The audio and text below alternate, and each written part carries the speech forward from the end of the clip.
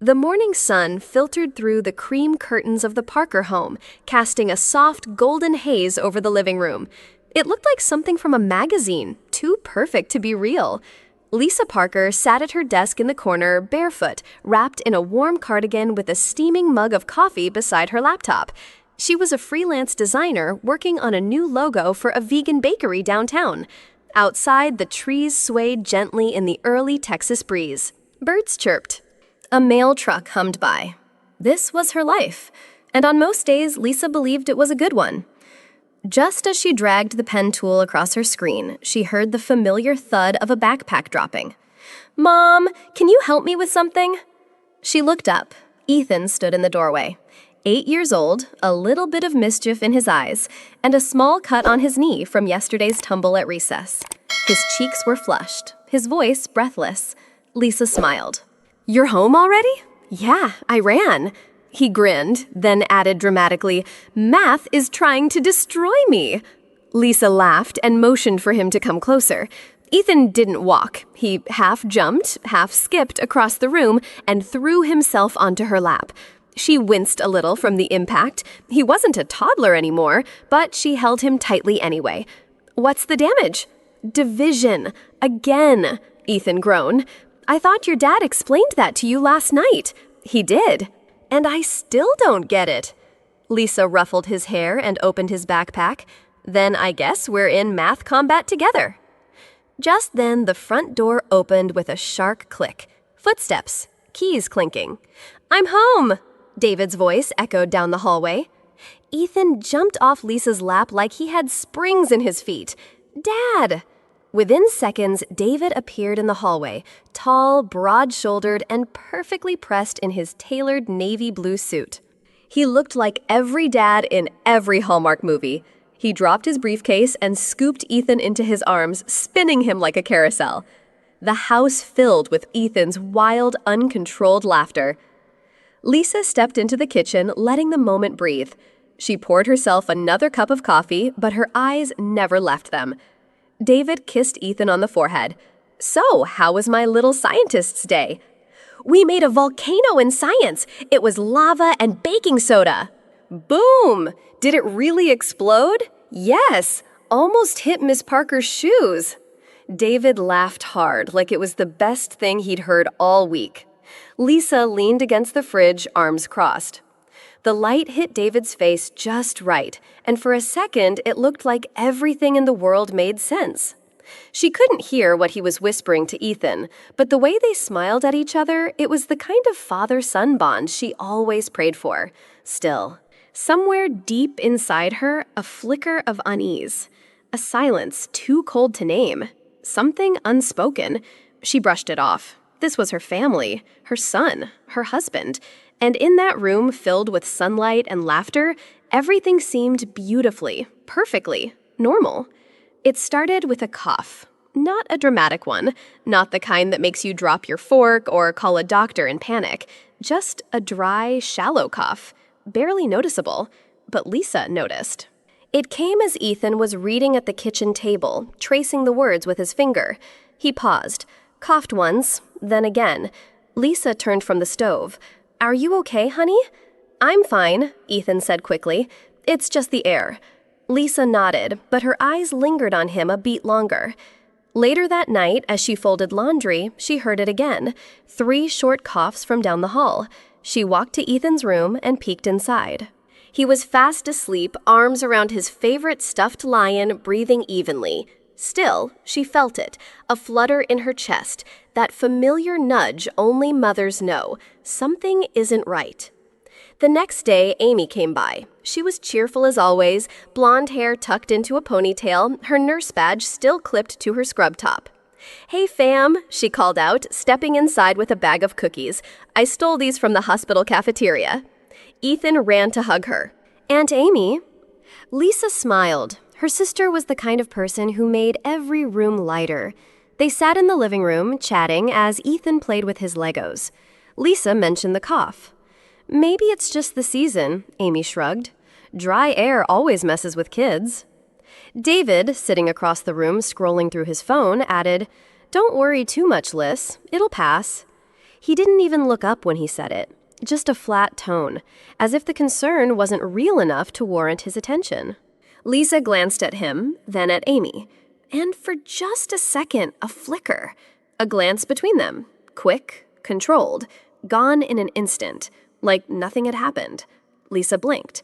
Was she imagining it? No one said anything more about the cough that night, but as she laid in bed, staring at the ceiling, she remembered that glance, and something deep inside whispered, "You should have asked more questions." The kitchen smelled like garlic bread and roasted chicken. Lisa set the last plate down on the dinner table. 3 glasses, 3 forks, napkins folded into triangles. "Dinner's ready," she called out, trying to sound cheerful. Ethan rushed in first, wearing his dinosaur pajamas. David followed, rolling up his sleeves and loosening his tie. Amy walked in last, humming softly, a bottle of red wine in her hands. From the outside, it looked like any other family dinner. Warm light, soft laughter, the clink of cutlery. Ethan talked about his science book. Amy made jokes about her patients at the hospital. David shared office gossip with exaggerated voices. Lisa smiled. She laughed when she was supposed to. She passed the mashed potatoes and nodded politely. But inside, she felt out of place, like a guest at her own table. At one point, she caught David looking at Amy too long. Not in an obvious way, just long enough. Amy didn't flinch. She smirked, then poured David a little more wine. Ethan didn't notice. He was too busy buttering his bread. But Lisa saw it, and for a moment, the room felt colder. She excused herself to grab more napkins. From the kitchen doorway, she looked back. They were laughing. David's hand brushed Amy's wrist. Casual, innocent, if you didn't know what to look for. Lisa froze. A memory flashed through her. Ethan's cough, the glance from yesterday, the dry, "it'll pass" comment from David. A thread was forming in her mind like a spider spinning backward. She closed her eyes, shook her head. "No, don't be ridiculous. This is your family." She returned to the table and sat down. David turned to her and smiled warmly. "You okay, Liz?" She nodded, but her voice came out quieter than usual. "Yeah, just a little tired." Dinner resumed. Jokes continued. Ethan giggled through a mouthful of chicken. And yet, to the viewer watching this scene unfold, there's something off. Something just beneath the surface. A tension you can't name, but you can feel. Like a candle burning too close to a curtain. It began with a fever that wouldn't go away. Ethan had been coughing for days, but now, he was quiet. Too quiet. Lisa pressed her hand to his forehead, burning hot. She didn't wait. By 10 a.m., the entire family was in the pediatric clinic. Ethan sat on the exam table, pale lips dry, leaning into Lisa's chest. David stood beside them, arms crossed, jaw tight. The doctor, a middle-aged woman with kind eyes, listened closely to Ethan's breathing. She ordered a chest x-ray, then blood work, then more tests. Lisa's hands wouldn't stop shaking. She held Ethan's hand the entire time. The test results came back that afternoon. The doctor didn't smile. She asked them to sit down, and then she said the word, leukemia. Lisa felt her heart stop. She couldn't hear the rest. Words floated around her. Acute lymphoblastic pediatric oncology treatment plan, 2 years minimum. She felt like the room was spinning. Ethan had cancer. David reached over and took her hand. His grip was firm. "We'll get through this," he whispered. "I promise." Lisa turned to look at her son. He was staring at the doctor, blinking slowly. He didn't understand everything, but he understood enough. "Am I going to die?" Ethan asked. The room went silent. Even Amy, usually calm and professional, looked like she was holding back tears. The doctor bent down, looked Ethan in the eye. "You're very sick, sweetheart, but we're going to fight it, together." Lisa clutched Ethan close, tears spilling down her cheeks. Somewhere inside her mother's intuition screamed, "This isn't just illness. Something deeper is wrong." At first, Lisa was grateful. David handled everything, insurance calls, prescriptions, even the hospital paperwork. He told Lisa to focus on Ethan, to just be mom. He brought flowers to the hospital room, sat by Ethan's side every night, reading books, telling jokes, wiping sweat from his son's brow. And then there was the medicine. Small brown bottles, no labels, no pharmacy name, just pills, packed in a plastic baggie, brought from David's briefcase. Lisa noticed them on the third day. David had taken Ethan's hospital meds from the nurse's tray and replaced them with his own. She blinked. "Where did that come from?" she asked. David didn't miss a beat. "It's from a specialist, a holistic guy, works wonders with immune support." Lisa hesitated. "Did the doctor approve it?" David smiled. "They don't need to know everything. Trust me, I just want our son to get better." Lisa nodded slowly, but something twisted in her gut. Amy came by every evening, always cheerful, always in control. She checked Ethan's temperature, monitored his IV, suggested nutrition ideas, adjusted his pillows. Lisa should have felt relieved, but she didn't. She felt invisible, like a third wheel in her own family. One night, she walked into the hospital room and saw David and Amy whispering in the hallway. Their backs were turned, their heads close. When Lisa stepped in, they jumped apart. Amy quickly changed the subject. David asked if she wanted more coffee. Lisa stared at them. Their kindness suddenly felt rehearsed. Even the way they asked, "Are you okay, Liz?" It sounded too smooth, too polished, as if they were reading from a script. Back home, Lisa sat on the edge of her bed, staring at the floor. Everything looked the same. The lamp, the wedding photos, the house she built with love. But inside her, something was changing. A feeling was growing louder each night. They care so much. It feels like too much. And somehow, I'm the only one who doesn't belong here anymore. The first dream came on a Wednesday night. Lisa had fallen asleep beside Ethan's hospital bed. She barely remembered closing her eyes. But then, she was in their old home. Ethan's bedroom door was cracked open. A faint nightlight glowed inside. She stepped forward, drawn by something she couldn't name. "Mom!" It was Ethan's voice, small, frightened. She rushed in. Ethan stood in the corner of the room, pale, barefoot, pointing toward his desk. "Mom," he whispered, "don't let them near you." "What? Who?" she asked, confused. He stepped closer, his eyes wide. "Don't trust them." Then she noticed it, the drawer of his desk, locked, scratched, like someone tried to hide something inside. Lisa reached out to open it, but the moment her hand touched the handle, the scene shattered. She woke up gasping. Sweat soaked her back. The hospital room was dark, quiet. Ethan was asleep. Machines beeped softly. Lisa sat there staring at her hands. It was just a dream, wasn't it? But the dreams came again. Each time, Ethan appeared younger, weaker, always calling out, always warning. Sometimes she'd see David in the corner, smiling, holding a bottle. Sometimes Amy stood behind her, silent, watching. And always, that drawer, always locked. One night, Lisa jolted awake, heart pounding. She couldn't breathe. Her hands trembled. She looked at Ethan, still asleep. She whispered to herself, "It's just stress, just fear." But deep down, she knew better. Something was trying to reach her, something her mind didn't want to believe, but her heart, her mother's heart, could no longer ignore. The machines started beeping faster that morning. Ethan's breathing had changed, shallower, uneven. His lips had turned pale, his fingers colder than usual. Lisa sat beside his bed, clutching his hand, whispering stories he used to love. "Remember the lake trip, Ethan? The one where you caught the tiniest fish but insisted it was a shark?" His eyes didn't open.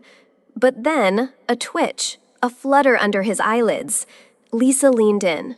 And for the first time in hours, Ethan's lips moved. Barely a whisper. "Mom?" Lisa stood, gripping his hand tighter. "I'm here, baby. I'm right here." His voice was like air slipping through paper, so soft, so fragile. "Mom, I can't protect you anymore." Lisa froze. "What do you mean, sweetheart?" Ethan swallowed with effort. His hand trembled in hers. "Run, before they hurt you too." Lisa's heart sank. She looked into his eyes, clouded but desperate.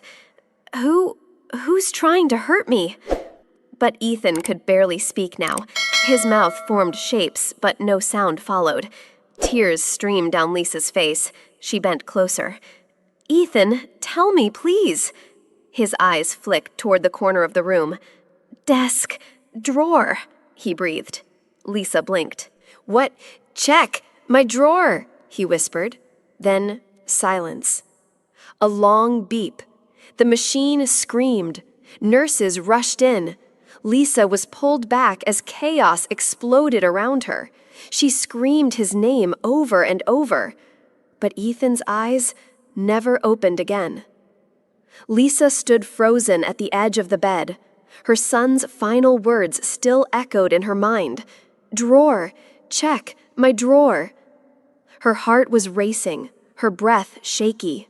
She leaned in closer, ready to ask again, "Ethan, what's in the drawer?" But before the words could leave her mouth, the door opened. David stepped in, holding a takeout cup and a tired smile.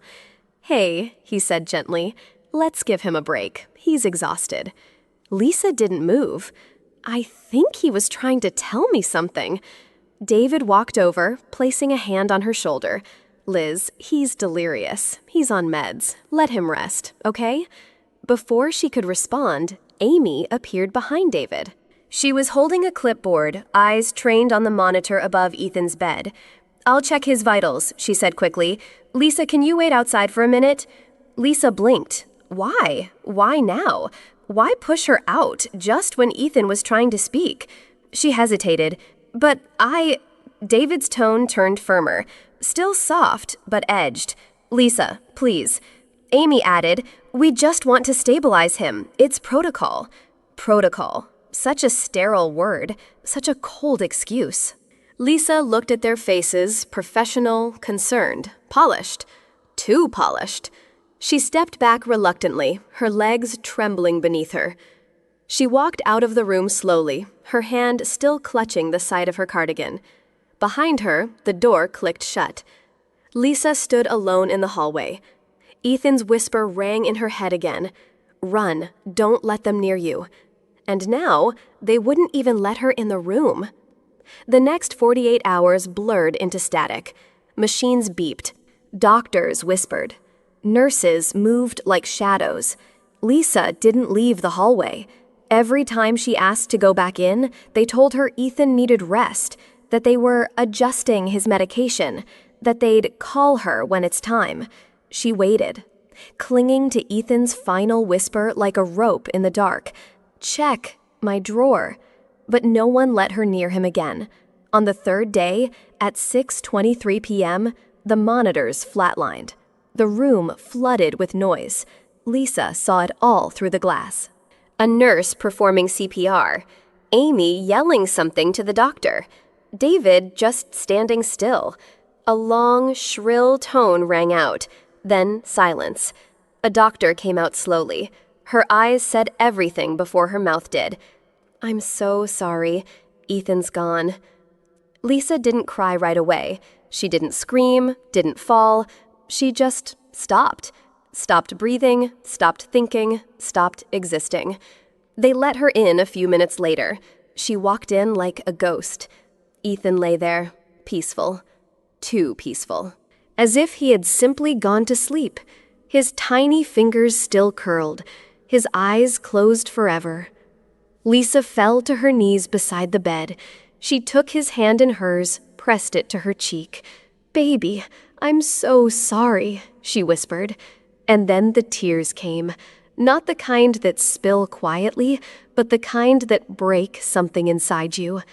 That night, Lisa sat alone in the hospital chapel. Her hands trembled, her eyes red, and her soul hollowed out. She kept hearing it over and over. "Run, Mom! Drawer! Don't let them near you! Why didn't I ask more? Why didn't I fight harder? Why didn't I listen?" 3 days after Ethan's funeral, Lisa returned home for the first time. The house was quiet. Too quiet. No cartoons, no Lego bricks on the floor, just silence and shadows. David had left early for work. Amy hadn't been by since the service. Lisa walked slowly through the hallway, every step heavier than the last. She reached Ethan's room. His door was still closed, just the way he left it. Her hand trembled as she turned the knob. The air inside was still and untouched. His bed, his favorite books, the stuffed lion he always slept with. And then the desk. Lisa stepped closer, her heart pounding. She pulled open the drawer. At first, only crayons, erasers, a few drawings, but beneath the pencil case, a white envelope. On the front, in crooked, childlike handwriting, "To Mom." Her breath caught in her throat. She opened it. Inside were 3 folded sheets of paper. And the handwriting? It was Ethan's. "Dear Mom, if I die, please read this letter. I'm not dying because of cancer. Dad is poisoning me, and Aunt Amy knows." Lisa's hands shook violently. She dropped into the desk chair. Her eyes raced across the page. "He puts weird medicine in my juice. I saw him take the hospital label off. Every time I drink it, I feel worse, not better." Flash. Lisa remembered David reaching into his briefcase. Brown bottles, no labels. Her mouth went dry. "I heard them talking. They said, once I die, they'll get a lot of money, and that Mom is next." Flash. Lisa remembered the whispering in the hallway, the glance between David and Amy, the pressure to let Ethan rest. "I didn't know what to do, so I hid the bottles and recorded them talking. The tape is in the box under my bed." Lisa's heart stopped. She stood, opened the shoebox beneath Ethan's bed. Inside, the bottles, the recorder, copies of life insurance policies, $10 million, split between David and Amy. She hit play. And then she heard their voices. Lisa stared at the recorder in her hand. It was small, plastic, a toy almost. Her fingers hovered over the play button. She didn't want to press it. She had to. She clicked it. Static. Then voices. David's voice. "After Ethan, it'll be Lisa's turn."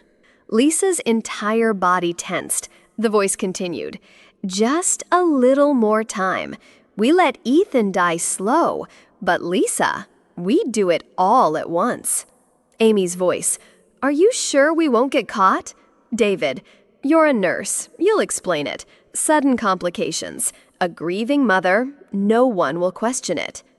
Lisa clutched the recorder tighter, as if her knuckles might crack. Her mind reeled. Her husband, her sister, talking about her death like it was an event to plan. She picked up the medicine bottles, brown glass, no labels, the same ones David brought to the hospital. Inside, a white powder. Lisa's fingers trembled. She unfolded the insurance forms. David's signature, Amy's co-signature, life insurance payouts totaling over $10 million, Lisa's name, Ethan's name, labeled primary beneficiary David Parker, and right there, written in ink, stamped and notarized, was the motive. Lisa backed away from the desk, heart racing. She looked at the recorder. It was still playing. David, "I'm tired of pretending. Lisa's so naive, always trusting." Amy, "Once we get the money, we leave. You and me, somewhere far. Start over." Lisa dropped the recorder. Her breathing was shallow, ragged. The world around her spun. Her son had died to warn her, and now she knew why. Lisa collapsed to the floor, not from a fall, but from the weight of a truth too cruel to stand with. Her breath caught. Short, shallow, panicked. She clawed at her own chest as if trying to rip the pain out. Her husband, her sister, the man who once kissed her forehead every night, The woman who braided her hair when they were kids. They plotted her death. Lisa screamed, but no sound came out. Only a broken sob, raw, animalistic. She crawled to the corner of the room, burying her face in Ethan's blanket. It still smelled like him. Sunshine, crayons, innocence. Now, death. Lisa couldn't stop shaking. Tears soaked her cheeks, her hands, the floor.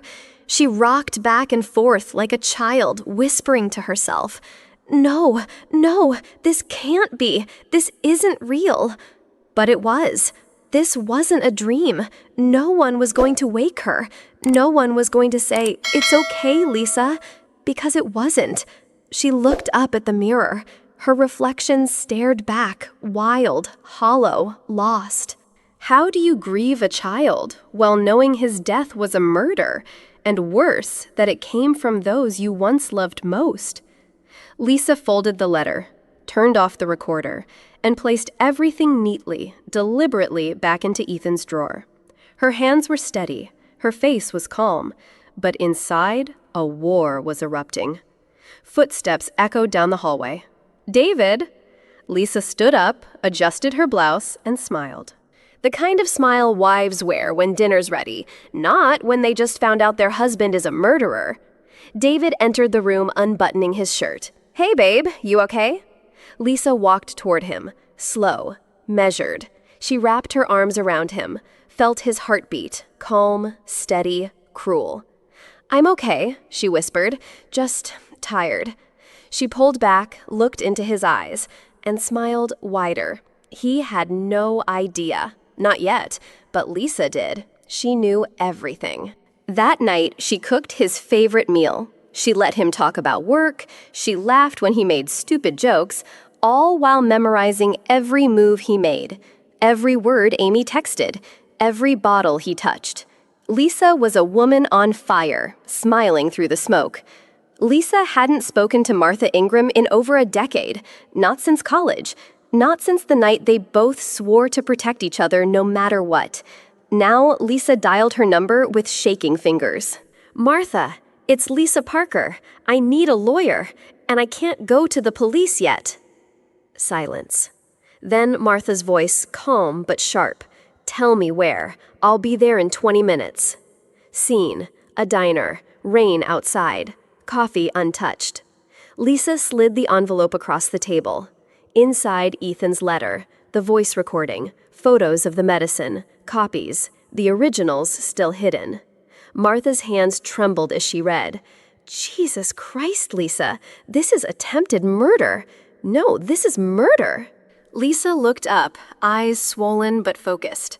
"I want them arrested, but not yet. I want to know everything.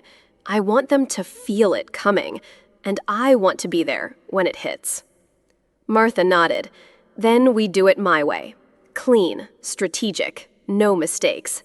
She pulled out a yellow legal pad. Lines, arrows, timelines, names. "First, we protect you. Second, we build an airtight case. Third, we strike when they least expect it." They worked in silence.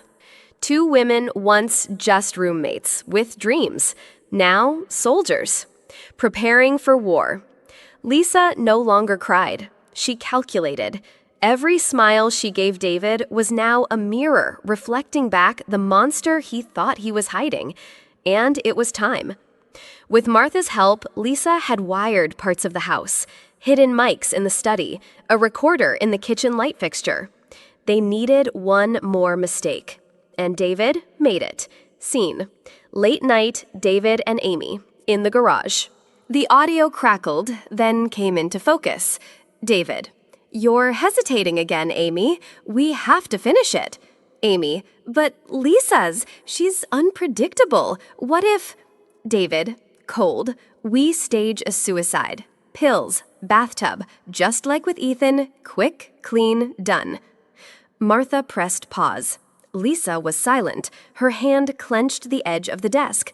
"We got it," Martha said. "We go to the police now." Scene cut. Police station. Evidence folder slammed on desk.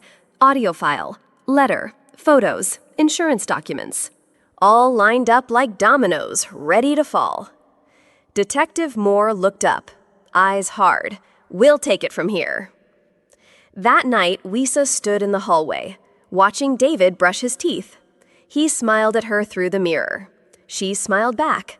But now she knew, and he had no idea, that the door behind him was already unlocked, and Justice was walking in. A busy weekday morning. David arrives at the insurance office, coffee in hand, waving at reception. Amy walks briskly into the pediatric wing of the hospital, clipboard tucked under her arm.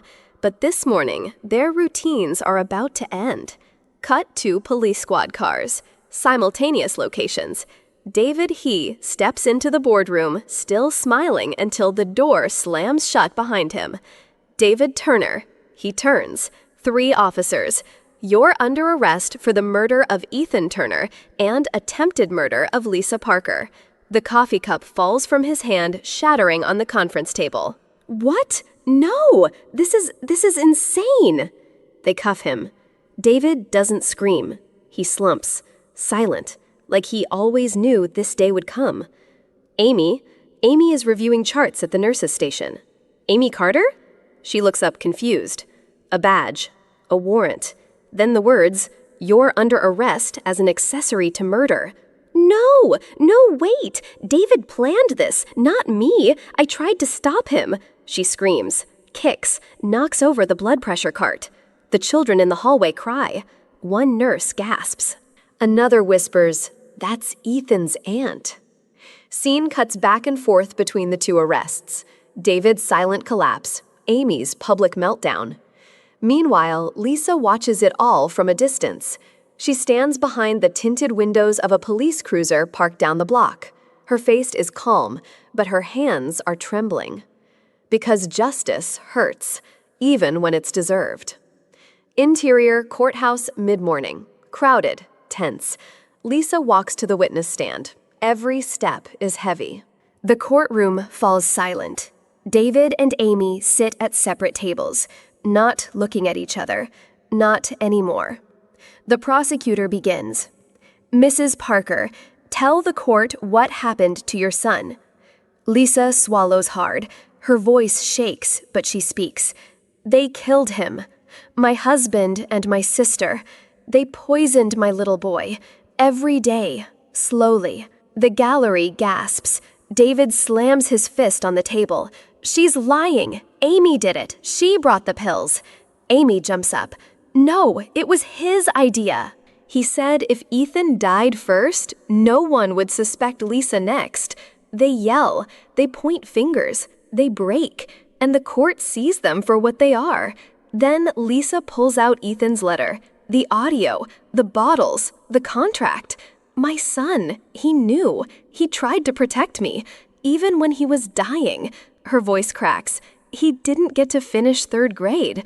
But he finished the job the police couldn't." The room is silent again. No dry eyes. Not even the judges. Courthouse. Late afternoon. The jury returns. The room holds its breath. The judge's voice is calm but final. David Parker, sentenced to life in prison without parole. Amy Harper, sentenced to 30 years.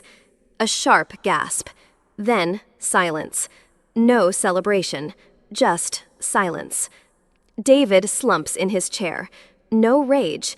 Just the dull thud of a man who knows he'll never walk free again. Amy collapses into tears. But no one moves to comfort her. Even her own attorney looks away. Lisa doesn't cry. She stands still.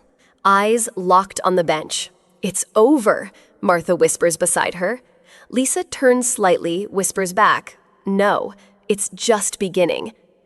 Outside the courthouse, reporters flash cameras. Lisa walks past them head high, but her shadow is still small. Scene, Denver. A quiet, snow-dusted morning. A small apartment with white curtains fluttering gently. A woman signs a rental lease. Her name, Ellen Miller. But the look in her eyes still carries the weight of a name she left behind. Ellen begins again. No designer heels, no oversized house.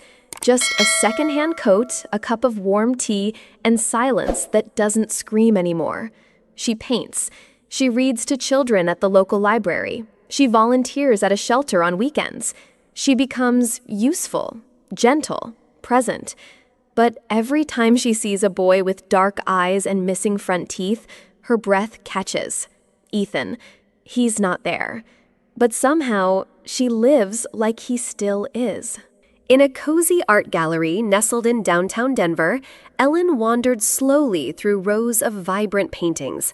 The soft afternoon light spilled through the windows, casting a gentle glow on every brushstroke. There, by a display of colorful landscapes, she met Margaret. Margaret was in her 70s, her silver hair pulled back neatly, her eyes kind and wise, carrying the weight of decades lived fully. Her smile was warm, the kind that made strangers feel instantly safe. They started talking casually about the art, about life, about the small joys that keep the heart beating in spite of loss.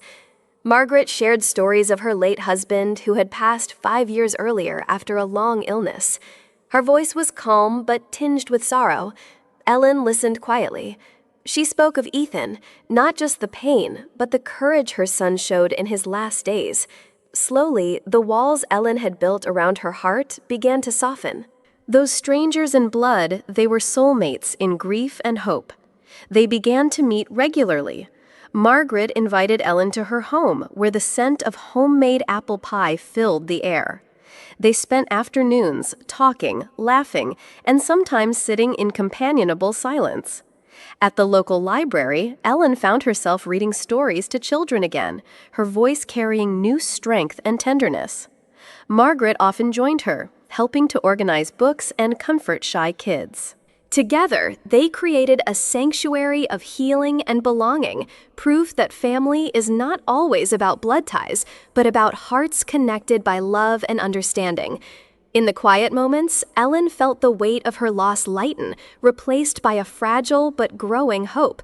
As seasons changed, their friendship blossomed into something rare and beautiful, a bond that mended broken pieces and built new dreams.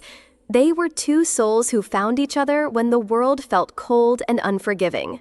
The sky was soft with early morning light as Ellen approached the small cemetery on the outskirts of Denver. Snowflakes lingered on the ground untouched, as if nature itself held its breath. She carried a bouquet of fresh flowers, bright daisies and lilies, symbols of hope and renewal. At Ethan's grave, a simple stone marked the spot. Ellen knelt down, her fingers brushing the cold granite. She unfolded a small card resting atop the flowers. Written in childish scrawl were the words, "To the brave boy." Tears welled up, but this time they carried something different, a quiet gratitude. Ellen whispered softly, "You saved me, Ethan. Your courage lights my way every day." Though Ethan was gone, his legacy lived on. In the strength Ellen found to live again, in the love she gave to children at the library, and in the family she chose with Margaret. This story reminds us that sometimes the greatest dangers come from those closest to us. Trust your instincts, listen to your heart, and never ignore the quiet warnings that only a mother's love can hear. Courage isn't just for heroes and stories, it lives inside every one of us, especially when protecting those we love. Above all, family is not just blood, but the people who stand by you when everything else falls apart. If this story touched your heart, please subscribe to our channel Through Her Eyes for more powerful stories that reveal the strength of love, resilience, and truth. Hit the like button and share this video to inspire others. Together, we can build a community of hope and healing. Thank you for watching, and remember, your story matters.